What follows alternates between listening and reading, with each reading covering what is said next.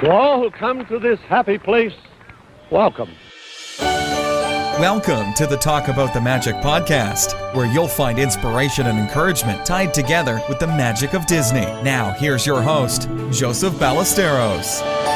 What is going on, Magic Cheers? Welcome to another Talk About the Magic. I hope you're having a wonderful week so far, or day, whenever you're listening to this show. I have been busy and rearranging my whole idea of what's going on with the podcast and the website and my own, personal passion, which is music. And it's been just a weird, frustrating week. And I say that, though, in the most positive way because, when we look at frustrations and we think, we get those headaches or we get stressed out, we kind of got to just take a break and say, how blessed are we to be in this position to try to really pursue our passion? There's so many people who haven't even discovered that. There's so many people who have given up on doing it. So be grateful. I know it's frustrating. I know you get depressed. I do too. I got really down this week because I was so just unbelievably frustrated because I said, what is going on? I can't do this. This isn't working out. And all these little things. So next week, the podcast is going to be a little different, but I'm excited to share it with you. It's going to be the same tone and everything, but it seems like it's going to be a little different from what we normally do. But hopefully you guys will enjoy just as much. I know I'm excited because I finally do feel like I got a little more direction. And that's what this is. This is a journey. It's about, trying something out. Doesn't work out. Shift, find something else that's going to hopefully get you closer to that goal you're trying to get to. So we'll get into today's interview because I don't want to take away from it. It's an amazing interview with Tiffany Davis. You can find her on Instagram under Differently. So it sounds like differently isn't a word. Never mind. Don't forget my example. It's just Tiffently. It's like think differently, but it's differently. So, yeah. So, of course, if you want to support the podcast, head over to talkaboutthemagic.com/Amazon Magic. That will take you to the Amazon page. I want to give a special shout out to some of you guys who have been really reaching out personally to me to support the show in that way. And thank you so much for that because it really does help out the podcast more than you could possibly think. And there's no extra charge to you. So head over to talkaboutthemagic.com/Amazon Magic. And of course, if you want to support me, you'll see a little glimpse of some music that I'm putting up. But you can head over to the shop, talkaboutthemagic.com/shop. That is, right now there's just one album up there. It's an EP, three or four song track album. $3, I believe, is what it is. So it's an older track. So I'm kind of, rough on the details, but I got a lot of stuff working right now to be publishing soon. So really excited to share that with you guys. So let's go ahead and get into our interview today with Tiffany. Hello, Tiffany. Thank you so much for joining me today on Talk About the Magic. Thank you so much for having me. I'm excited to have you on. You had you have a very unique account, and like I mentioned kind of in the intro here and what I mentioned to you, I actually was referred to you by some awesome people who are actually on the show recently, which is Justin and Megan from Walt's Wardrobe. They said, listen, Tiffany, you got to get her on here. She's amazing. We met with her and she's awesome. So I was able to reach out to you and I'm excited to have you on because not only is your Instagram account just amazing how you do the pictures, but you even shared even more with me, which I'm excited because this is what the podcast is all about. It's about talking to people who are striving for their own goals, their own ambition, their own dreams, and that's what you're doing here. So before we get into all the details, people are probably, the listeners are probably like, what is this guy talking about? Before we get into all the details here, though, why don't we go ahead and let the listeners know just a little bit more about who Tiffany is? Absolutely. Well, in many ways, I still feel like I am continuously defining myself. And I have a lot of interest, but the one thing that I find to be really constant in my life is this really strong desire to be creative. And when I'm a very curious person, and I love when my curiosities turn into this passion of finding a creative outlet to express that. And so, as I've mentioned, I've done a lot of different things, and but I really feel like being creative is what I really enjoy doing. Yeah, I mean, your bio goes into so much detail. You've done so much stuff, and so, but right now, with what you're doing on your actual site, which is brightberry.co, it was pretty awesome because I actually did about 4 episodes ago. I spoke to another person. Her name was Rebecca. She's from Rebecca Lives at Disney account on Instagram. Okay. And we were talking about our own goals. She had lost over 100 pounds. She explained, wow. She explained kind of her journey. And that's kind of where I'm at, doing my journey here. So when I found your site, I was even more like, oh wow, because you actually really dedicated your life to doing something like this. I mean, you went back you went to school to kind of learn nutrition and everything. And, I mean, you literally went from what I think if people were to talk to you, 1 year they would have said cool, and then 3 years later when they find out what you're doing now, they're like, wait, what happened? Because totally. It's such a huge jump, but that's so awesome. So I mean, I know this wasn't one of the questions I sent you, but I'd love to kind of get into brightberry.co. Like, what was kind of that pushing point to say, you know what, I need to dedicate myself to creating a website and helping other people kind of be able to understand true weight loss and health goals. Yeah. So after the birth of my second son, I just started feeling this really strong desire to take a look at my health. Like I kind of felt like I was in this slump. I mean, not just with weight loss. Like I was like, I didn't feel quite great about myself for some reason.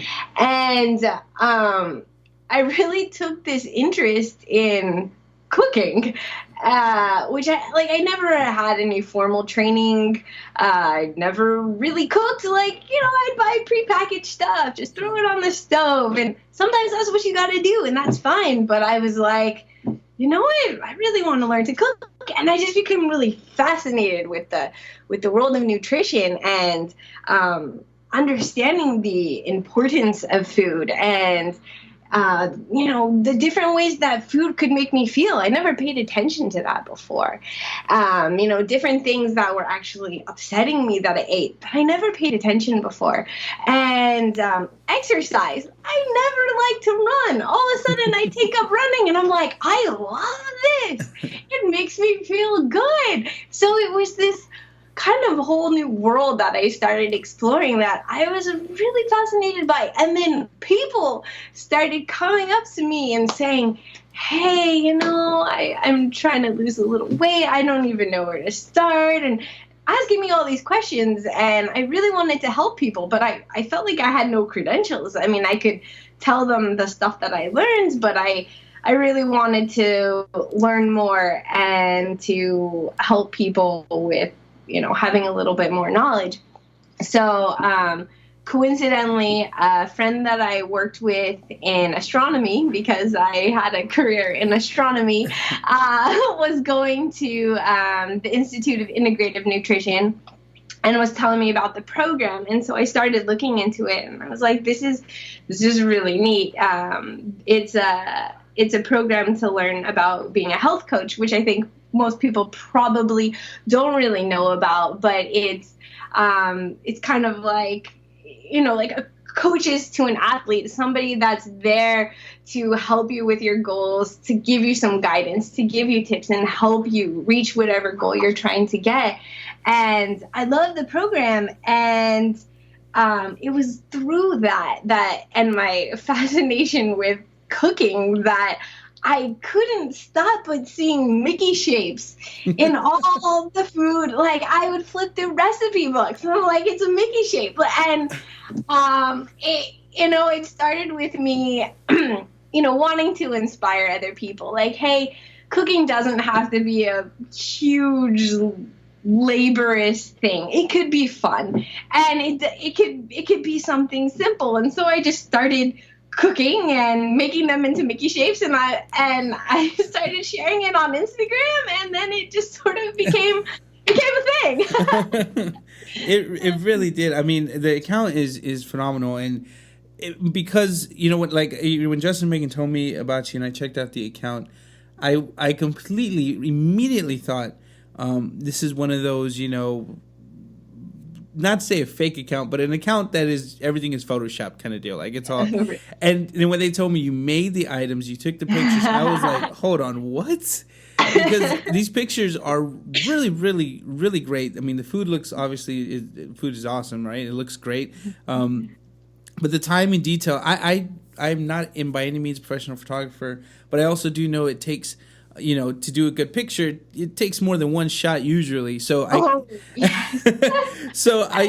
see these and I say, okay, she is amazing. She is doing all of this work. She's making the shots look outstanding. And so that's what I really wanted to talk to you, because I said, what's making her do so much dedication and time to something like this? And then, you know, then we found out about brightberry.co, and we realized, oh, it's because you actually do have a passion for sharing this kind of stuff. And what's really cool is, you know, when I was researching the site and everything, you know, one thing that really stuck out to me is how it says, you know, not all diets fit everyone. You know, there's not like one diet for everything. Oh, absolutely. And that was something, you know, that just made so much sense to me, that, you know, some people are like, I only eat paleo, or I only eat vegetarian, and that doesn't work for everybody, and actually could be really harmful for some people.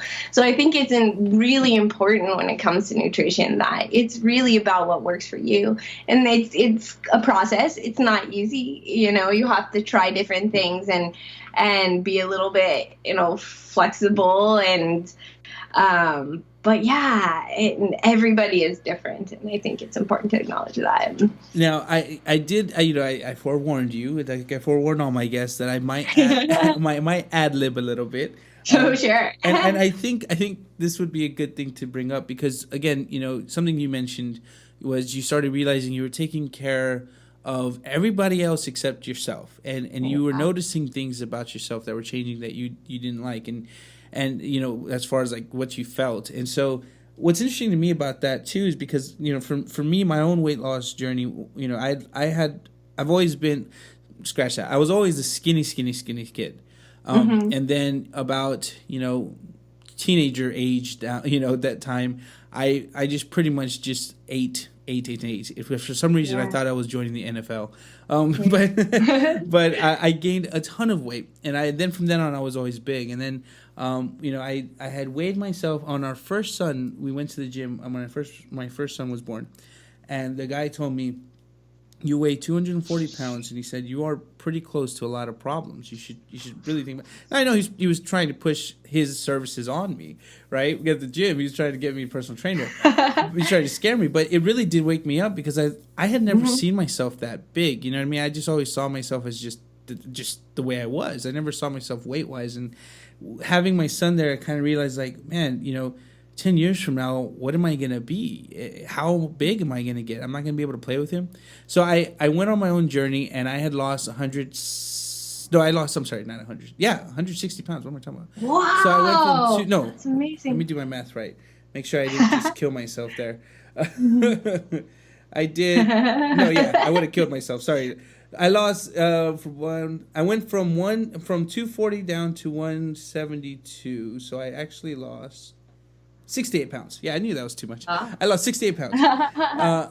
And so I was down to 172, and, you know, I was happy, but I wasn't happy. I still felt like, you know, like I'm still fat. Like my whole idea was now that I was fat, even though I was insanely less, you know, big than from what I had been. And now I'm back on my weight loss journey, because I had gained pretty much all my weight back.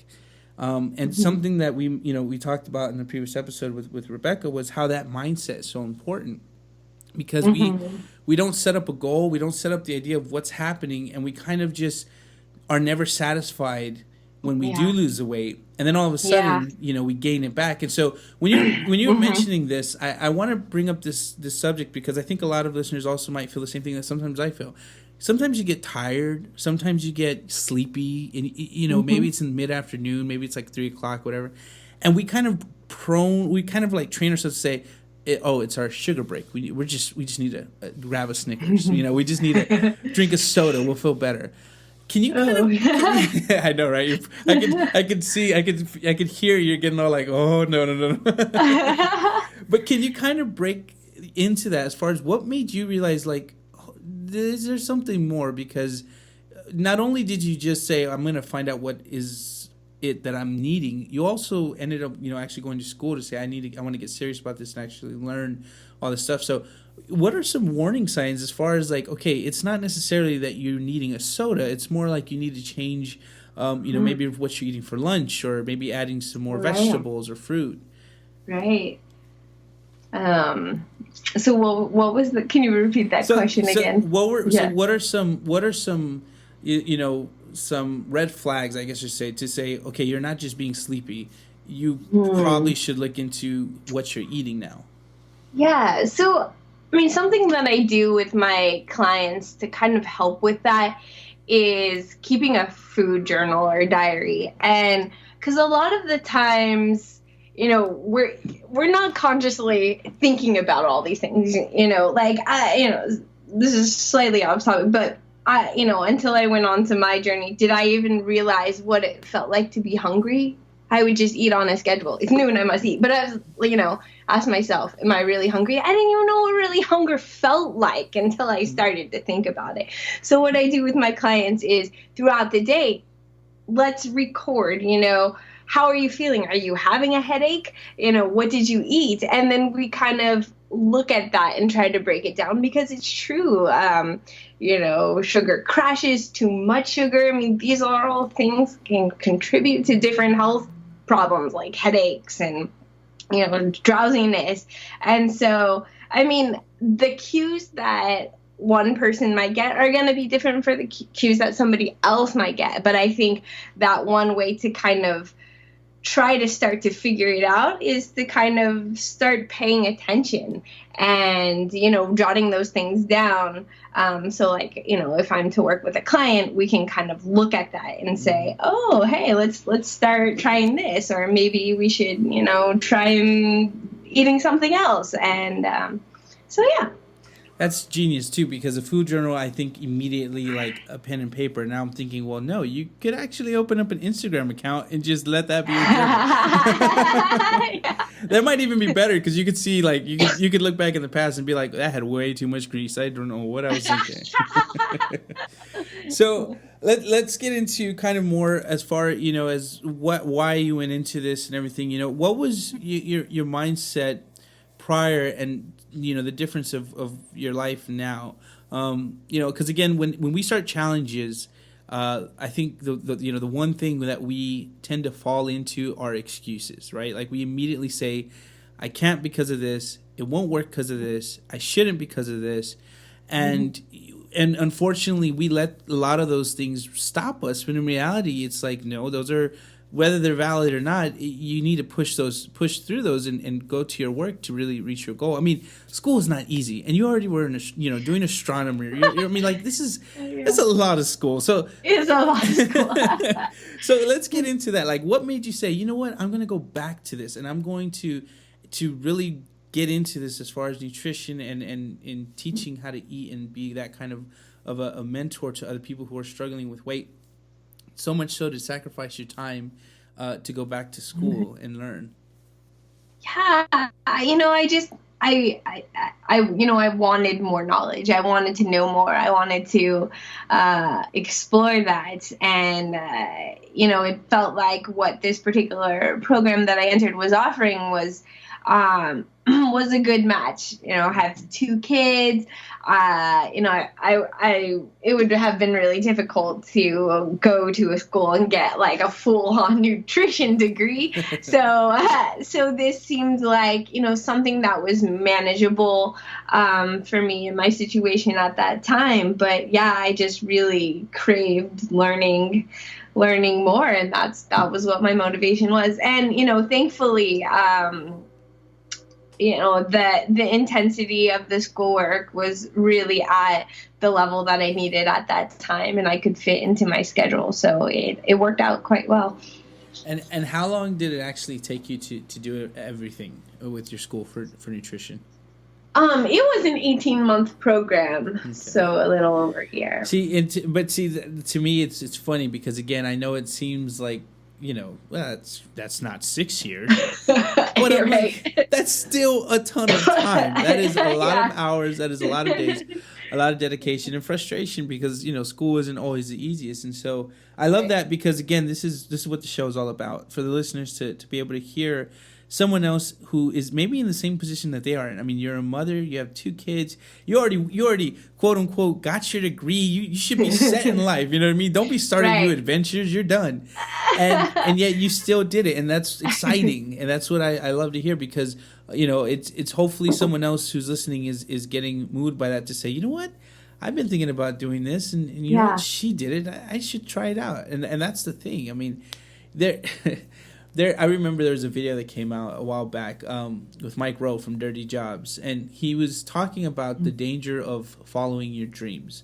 He was saying that this belief of following your dream was really not a good thing because so many people would have a dream and it would never come, and unfortunately other quote unquote standard style jobs were not being met now because these people kept trying to fulfill this fantasy dream. And while I understand his point, I could not agree because I've seen it happen to so many people. And now, thanks to this podcast, I've been able to talk with people where it's happened, where they had a dream and then they worked toward it. Now, there are things that you're naturally gifted in, of course. Like there's things that, I'm a terrible animator, cartoonist person. Like I draw stick figures crooked. Like that's how bad I am.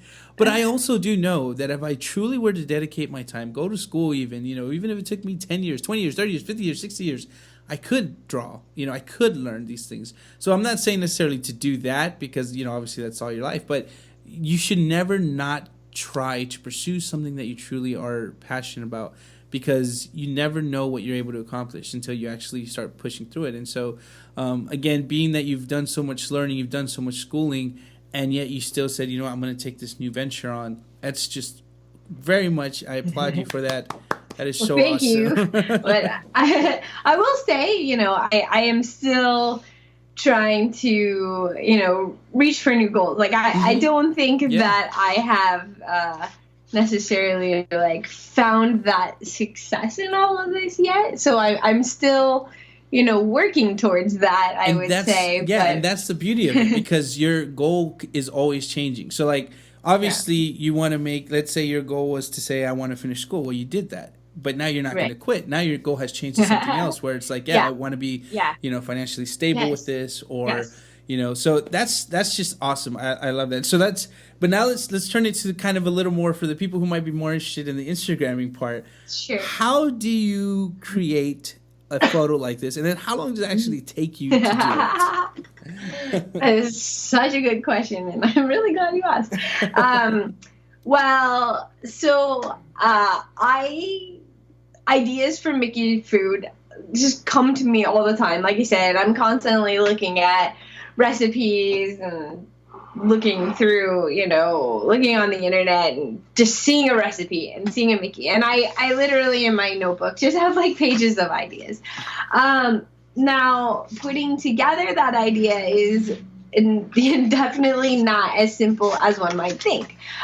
So the first part is, okay, I'm going to commit myself to some idea. I say, okay, I'm going to make a Mickey bagel or something. Well, I need to think about the process a little bit, and I need to get the ingredients. And it seems like, okay, that's simple, but I have 2 kids, and sometimes I get distracted, and I come home, and I'm like, I forgot the flour. It's gonna take another day. So yeah, I have to get all the ingredients. I need to find the time to make it, and sometimes it doesn't always work out. maybe the shape didn't hold. Another thing is I will not post something on my Instagram account if it did not taste good. There have been times where I made things that looked pretty and they tasted really bad. And I was like, I just can't do it. Yes, I did just spend like 4 hours on this, but I cannot post it. It would not be fair. So yeah, I have to make it. And then after that, I need to take a picture of it. And there can be some variables with that. So I only have a small window when I can do this because I need to do it when I have some natural sunlight. But there could be a storm that just came in and now I have no natural sunlight. Oh, no. There are definite challenges that happen. Lighting is a big one. Or sometimes I go to take the picture and something falls apart. Or, my kids decide that they're going to poke at it. And I'm like, there's a lot of chaos that can happen. And also my particular style is pretty minimalist because I really like to see the food, and sometimes it's nice to feature the products or foods that you are using, but I like to keep it simple, which does not mean that the photography is any easier because I still have to make sure it looks good, the lighting is good. And I am one of those people that literally in a photo shoot of one single thing will take 300 pictures just to make sure. And then I have a editing process. Around the time, after my second son was born, in addition to my curiosity with food, I love taking pictures, and we have a really nice professional DSLR camera. But my husband was the one that knew how to use it really well. And I was like, I want to learn how to use it. But I bought books and I was like, I don't know where to start. So I took a photography class at UC Berkeley and I just fell in love. And not only was it great to learn about the camera, but things I hadn't been thinking about in terms of my composition, and getting feedback from my professor was super helpful. Sometimes there's just weird things I thought about, or editing tips I had not thought about that really kind of set me to a new level, I felt like.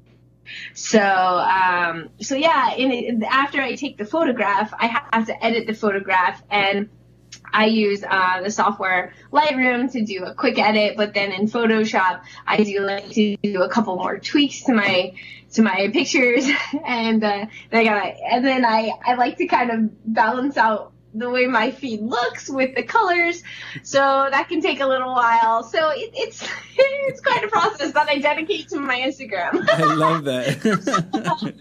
I love that because we think so. I mean, and rightly so. I mean, Instagram. We think phone.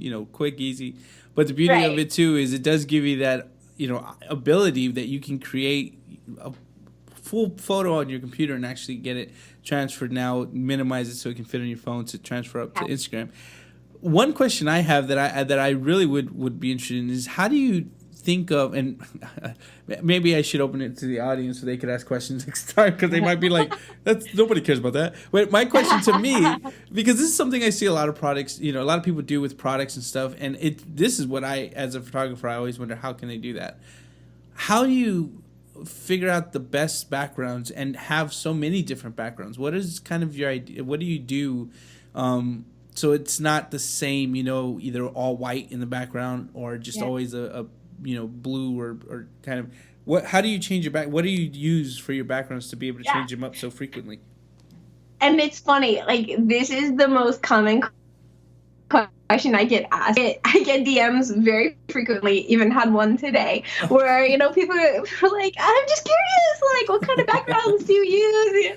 And it's funny because when I started this, I bought a pack of cardstock paper from Michael's, and I just happen to really like the colors in it. It's only this one particular pack of colors that I like, and I just started using it, and I just have continued to use it. It is not the most biggest sheet of paper, and so, I mean, I'm really big on you gotta work with what you got, and this is what I have. So that's really good, because I mean it works out really well. I mean, you obviously, nobody thinks like this is cardstock from Michael's, but that's a genius idea. I mean, I do have photography paper that I use as a white backdrop, but it's big, and I mean, I don't have like a huge space that I can be setting up, like, my full photography studio, which someday in the future is definitely a goal. But for now, my studio is in my kids' room on top of their dresser next to the window with my cardstock paper.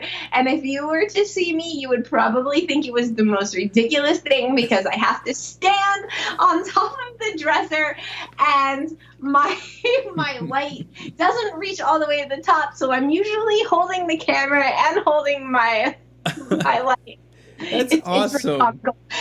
I love that. That's awesome. That is so real. I love that, because that's what I think a lot of people always get intimidated by. They look at it and they think like, oh, I can't do professional studio style things. And I love that, because it's like, look, if you knew what I actually did to make this shot look like this. Yeah. That's awesome. So what would you suggest then for somebody who wants to start, maybe doing their own, images on Instagram? What is kind of, how did you, let's get it, do it this way per se. How did you kind of start, as far as before you knew what you knew now, and more about the information you have now? What was the way that you kind of just got into it to actually start posting up those pictures?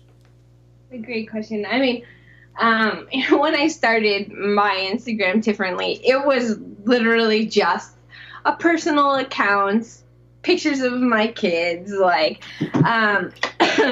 and I went to Disneyland, and I was following some Disney accounts, and I noticed that they were reposting pictures of other accounts, and I'm like, I mean, this was like pretty early on I feel like I was just getting Instagram, and I was like, oh wow, you can get featured on other sites. I should open my account to be a public account. And then I started following more Instagram accounts at this time, and I feel like I just sort of became really fascinated by this minimalist photography style, and I started seeing that other people were doing it, and I was like, there's something about this that I feel really connected to, that I really love. And I think that this, even when I was studying animation, this was something that was so important, and really good advice is to really look and find the things that inspire you, And when I was in animation, I had one animation teacher who would make us keep a directory of just like photos and animations that we just like were really attracted to, that we really loved. And I loved doing that, because when I needed some inspiration, I would just open up that directory and like, yes, I love this. I love the way this looks. And so, I feel like first, looking to see what inspires you and kind of playing around with that. If you go back to the beginning of my Instagram, you'll see like it doesn't have quite the same feel, like the colors aren't really there. And so it was sort of a kind of learning process and that style. And I think a lot of, artists, go through that process of like, what's my style? What do I want myself to be about? And once you kind of find what you like, you keep exploring that. I'm still exploring.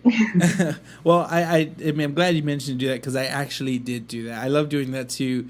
These accounts that I find, that are really amazing, but I always like to see where they start, because it's really, it to me it's very motivational inspiration to see that they started like me, in the sense of they didn't have anything per se as far as like, I'm a professional, I know exactly what to do, how to do it. They were kind of just learning, and so it gives me hope that okay, if they could do it, so could I. So I'm always trying to learn and better myself in that way too, and I love that. So hopefully all you guys who are listening, when if you're thinking about doing this kind of stuff on Instagram, take a page out of Tiffany's book here, and really learn to just keep going at it, and you know what, go get some cardstocks from Michael's. That's gonna help out.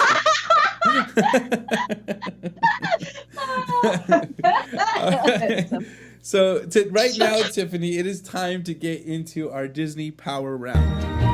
And now it's time for the Disney Power Round, where we talk favorite parks, tips, and tricks for your magical Disney trip. Let's bibbity-bobbity do this. So what is your favorite park and one thing that you love about it? Well, I love Disneyland. I grew up near LA. Disneyland has always had a very special place in my heart. So that's where I like to go.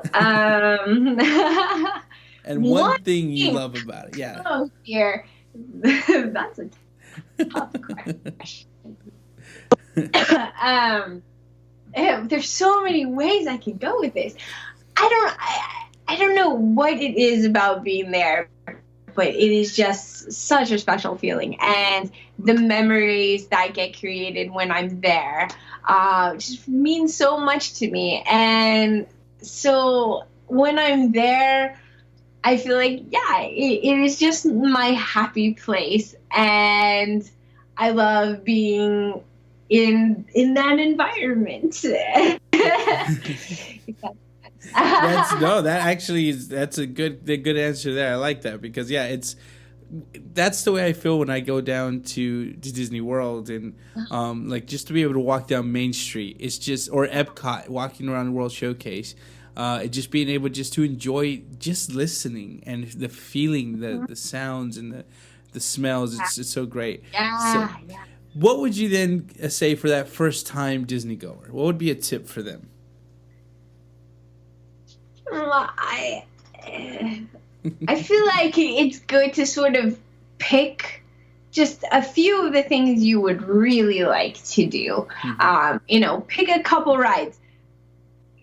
Try not to be too ambitious, because it is hard to fit everything in, but just try to pick, what are the top 3 rides you really this is sometimes what I do when I, get a chance to go down with like my best friend. We're like, what are the top 3 rides that we just have to go on, that's just totally gonna make our day, and let's make those like a priority, that happens. What are the top foods that we're definitely gonna try? Let's pick a couple and make sure that happens. And but also be flexible, because sometimes it's really crowded and you don't get to do everything you want to do, and but also just enjoy that time. Yeah, for sure. You definitely want to be flexible at Disney. That's a given. There's times when things just don't work. Yep, and if you go with kids, then you really understand. For sure, definitely. What would be your tip then for somebody who goes multiple times? Try something new every time. I try to make this a thing, and I think it's really great. Like now, Disneyland is offering so many new foods every time I go, and there are those things I always want to keep doing. Like I gotta have my Mickey beignet. I gotta have this, but I also think it's really fun to just try something new. Like, oh hey, I've never seen these, tater tot bake before or something. Like I'm gonna give that a try. So I think it's good to also, it's great to have tradition. I totally respect and admire that, but also try something new. I love that. Yes, thank you for sharing those awesome tips, Tiffany. I do want to of course give you time to let everyone know where they can find you, let them know about the awesome Instagram account, but also about your site and kind of even more what you do, because again, I really, when I contacted you because of your Instagram site, and then when I started researching your site, your actual website, I was like, "Oh man, I have so many more questions." I was Yeah. Well, I think it might be interesting. I don't know if people would be interested, but I can tell you a little bit about my background and how I did actually, continue to get to these next places. If you're interested in hearing for sure. about Yeah, that. definitely. Oh, okay.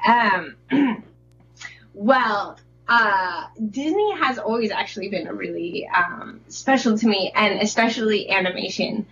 As a kid, I was always really drawn to animation and film. In fact, I used to make stop motion animations in my backyard with my parents' camcorder. Awesome. And I just was super fascinated by this process. And as computers started to being, I was also really interested in computers, and like when Pixar came out with Toy Story, I was so fascinated with this. And I did a lot of theater in high school, and I just knew that studying film is exactly what I wanted to do. It's like, I was also really interested in kind of computer animation, but that was still pretty new at the time. So like doing a career in that wasn't really something I was like, okay, it's going to be film. But I grew up in LA, and when I told my high school guidance counselor I wanted to study film, that because she said everybody in Los Angeles wants to go into the entertainment industry, you have to do something different. And I was really crushed by this, and actually didn't tell anybody this because when I was in high school, I just believed that my guidance counselor knew what was the best thing to do, she had some sort of wisdom, and I needed to listen to her. So when I got to college, I had absolutely zero idea what I wanted to do. I was told I can't do film. And just I don't know. But I had always been interested in astronomy. My dad had bought me a telescope. I really enjoyed looking at the stars. I was fascinated by all the images. And so I took an astronomy class, and I asked a lot of questions because I am a very curious person. And my astronomy professor approached me one day and said, you ask a lot of really good questions. Are you interested in becoming a physics major? And I was like, what? I'm not, math has never been my particularly, strong subject. I need to take 4 years of calculus. You want me to be a physics major? Okay. At the time, I had nothing else going. So I was like, okay, I'm going to be a physics major. And I just did it. Sometimes I look back and I'm like, I took quantum physics. Whoa, how did I do that? I don't even know. but I was really interested in the astronomy side. So I was very, very lucky to have taken an internship at the Space Telescope Science Institute, where I worked on creating the beautiful images that get released to the public. So when images come from the telescope, they actually look black and white. But through a process in Photoshop, we try to recreate the color as best we can. And I learned Photoshop, and I was just so enamored by this process, because this was the first time I was getting to combine science with creativity, and I just loved that, and I knew that was something I wanted to do. So I also, something crazy, I was after I graduated undergrad, I was a telescope operator at the very large array telescope dishes in New Mexico, which is in the film Contact, if you've ever seen it. Yeah. I have seen that movie, so that's wow. So I worked there, and then after that, I decided I wanted to go to grad school, and I got my master's in astronomy. And after that, I went to work back at the Space Telescope Science Institute for the Hubble Space Telescope for 5 years.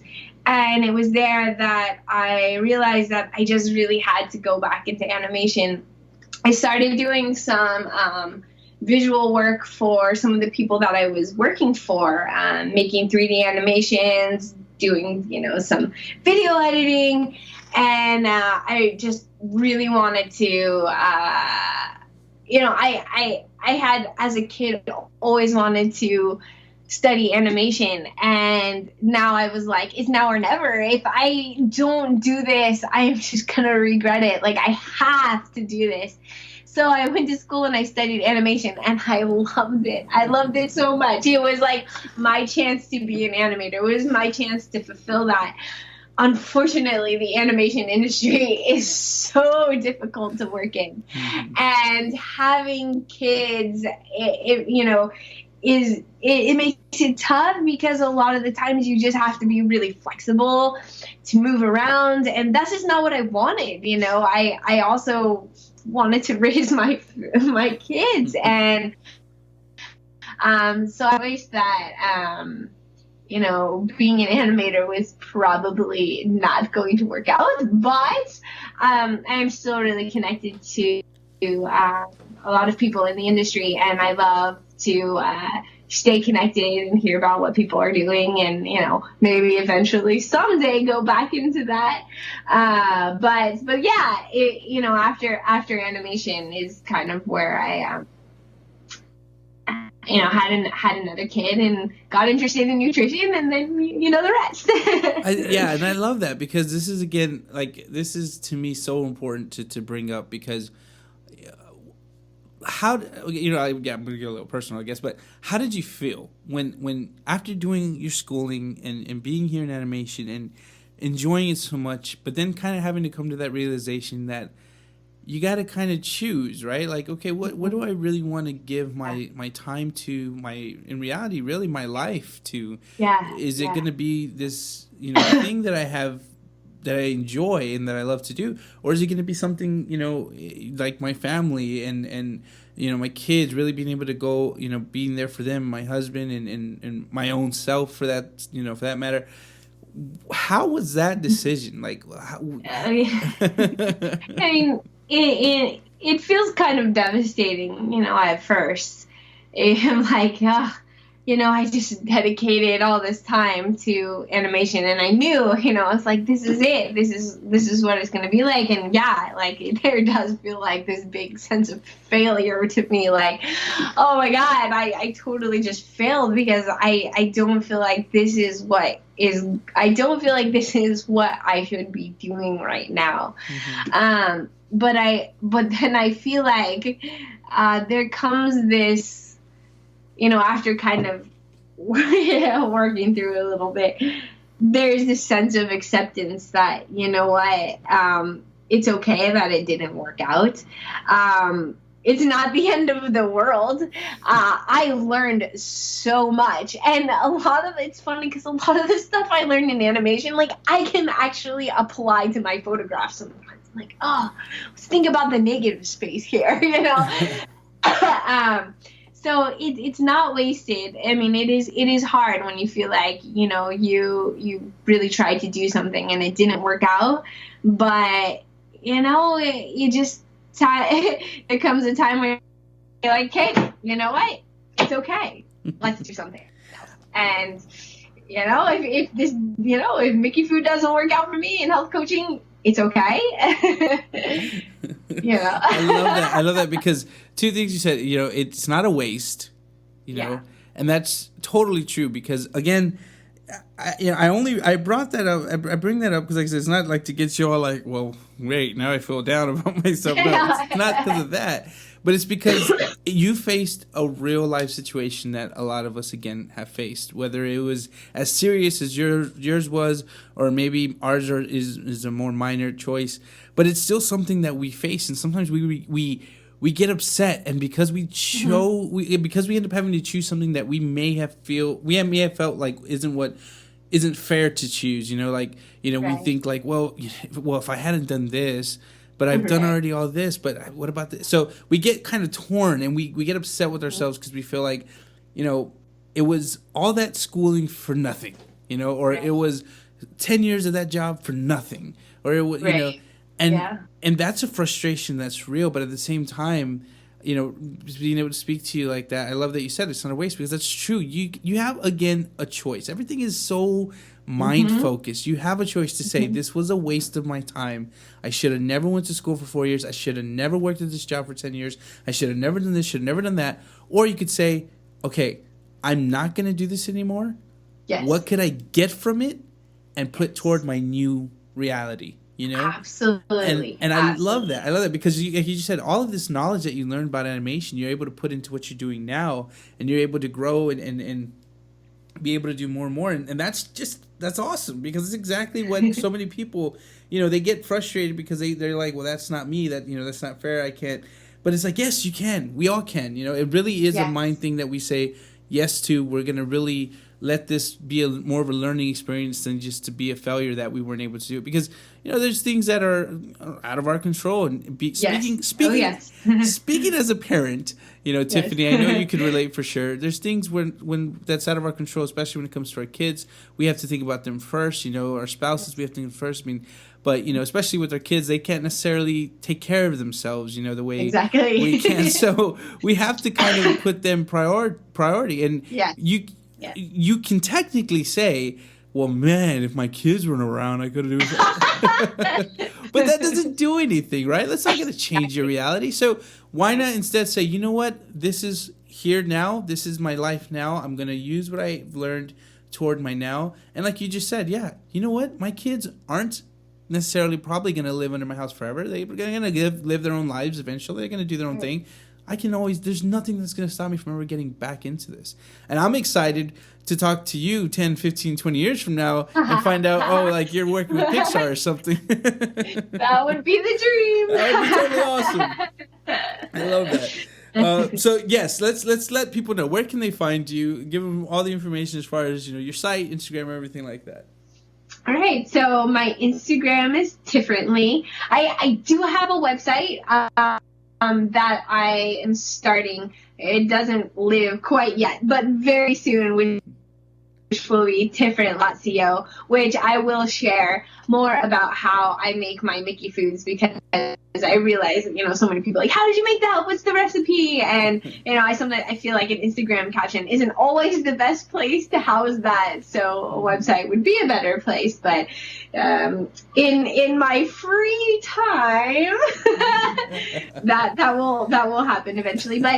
But my health coaching website is brightberry.co, and you can read more about me, and it also will link you to my Instagram, so you can find me on there. And you did leave a lot of info right now before we end this show, but I still want to just give you a little time here. Just leave some words of advice or encouragement for the listeners. Who might be on the verge of trying something themselves. Maybe they're frustrated because they're at a point that, they can't necessarily control or something like that. But what would be some words of just encouragement to leave off with them? Life is always going to happen, and sometimes you kind of have to roll with it and know that you are where you're supposed to be, and look at where you've been before and what can you learn from that, and continue to just stay curious about your interests. I think that is such an important part of who I am, and Albert Einstein used to say, or he had said, I have no special talent. I'm only passionately curious. And I feel like that is something I really embody, and, like to remind people, never lose that curiosity. and what you said there is so key. You say curious about yourself. That's so true. It's like, what else can I do? What else could I be? And that's a curiosity I think should live with us forever, because that moment, I think, when we say this is it, it's like, okay, then that's it. You know what I mean? That's it. There's nothing. So you keeping that curiosity in your mind, that's a great thing you said there, because you're right. It's always like, okay, I did this. What else? And I love that. So Thank you so much, though, Tiffany, for joining us Thank today. you. It was so much fun, I learned a lot, and I really want to get you back on again. Maybe we can get even deeper, with Sure. what you're doing as far as your health goes. Because again, it's, to me, the way I read it, the site, it's so different than, again, not knocking working out regimens and all that kind of stuff, but it's different because you seem to understand that we all have a life and we all necessarily aren't able to make a baked salmon fish for breakfast. Totally. It's not always realistic, okay? Or can run a marathon every single day, Exactly. We have to be practical about what is going to work in your life. I love that. I definitely love that. When I was reading that, so definitely, guys, go check out her site. Check out the Instagram, follow her there. But then, of course, if this is something that you're wanting to take serious, I definitely recommend checking out the site and kind of learn more about Tiffany there and see, because like I said, it's definitely different. It's not doing insanity for an hour every day. It's Totally. it's something a little more lifestyle, which is, I think, huge. It's a big benefit. So thank you so much again, Tiffany, for joining. And I really look forward to, this is what I say to every single one of my guests, and I truly mean it. I look forward to one day being able to meet you in person at a Disney park. I think it'd be so much fun. So thank you so much for joining us here today. Awesome. It was so much fun. Have a wonderful rest of your week. Thank you. You too. Tiffany, that is something I needed to hear for this week. And maybe you guys, maybe you can't relate to this message yet, but I think there will come a point in your life when this is going to be really important to you because of what she said. Those two different things, which is you kind of learn from, what you've been through, you learn from what you've done, and stay curious.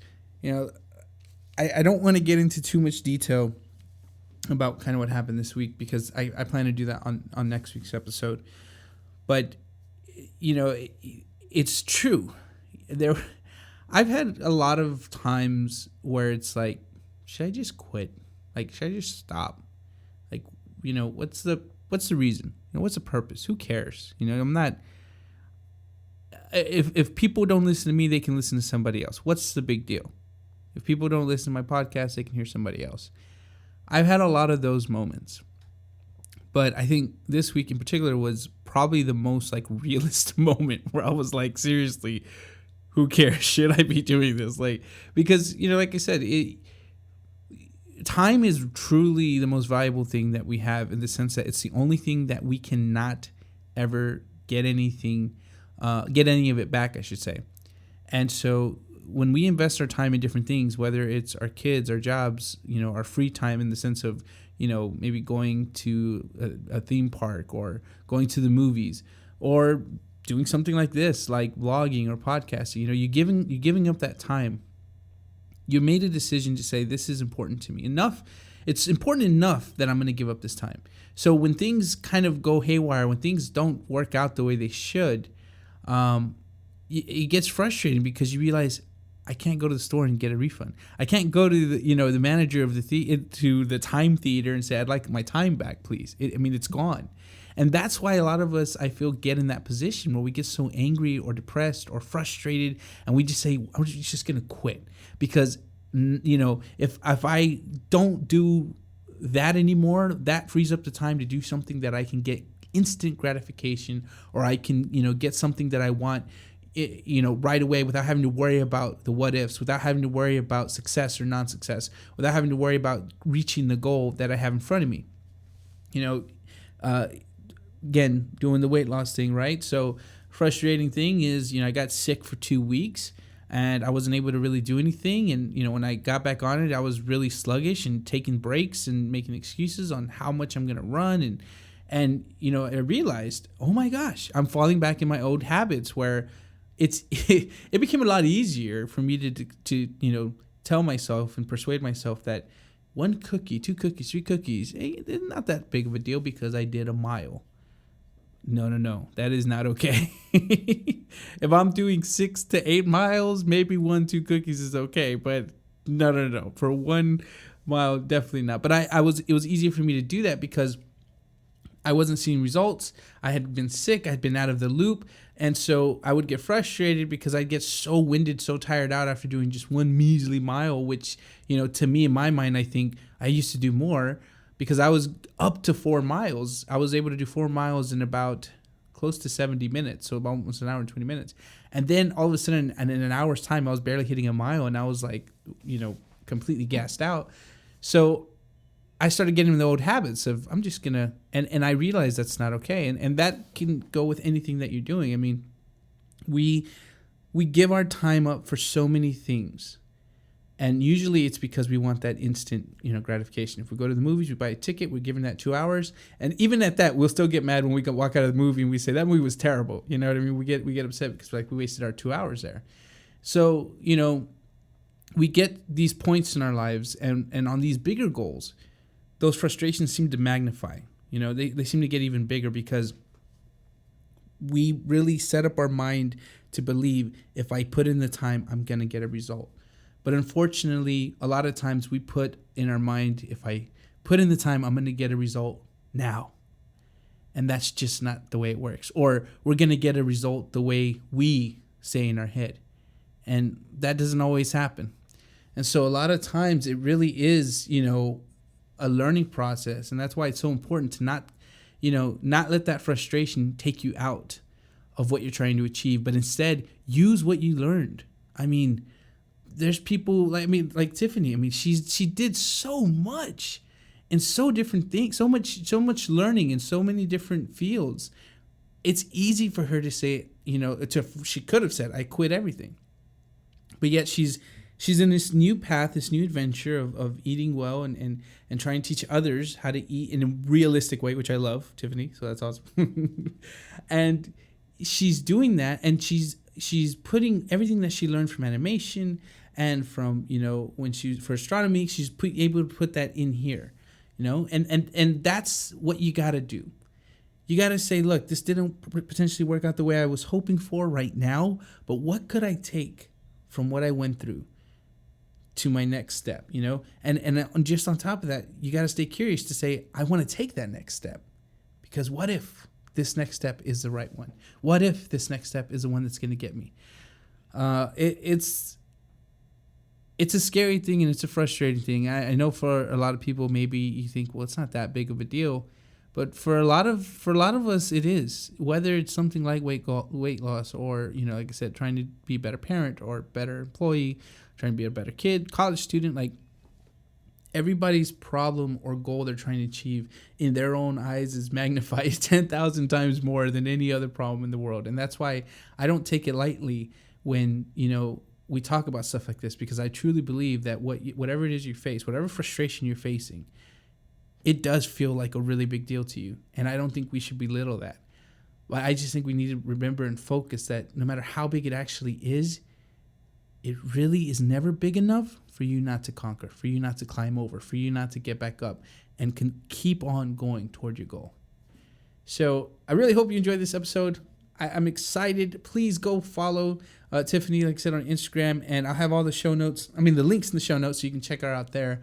And I'm really excited, you guys, for everything that I'm hopefully going into this next step. Like I said, I did my own stumble. I'm getting back up, and so hopefully you guys are gonna notice some stuff. I'm gonna start working on it actually tomorrow. So hopefully sometime this week you'll start noticing some things over on the website. But thank you guys so much for listening. Have a great night, day, weekend, whenever you're listening to this. And as always, stay magical. This was the Talk About the Magic podcast. If you enjoyed this episode, please be sure to rate, subscribe, and share with a friend. Thanks for listening, and as always, stay magical.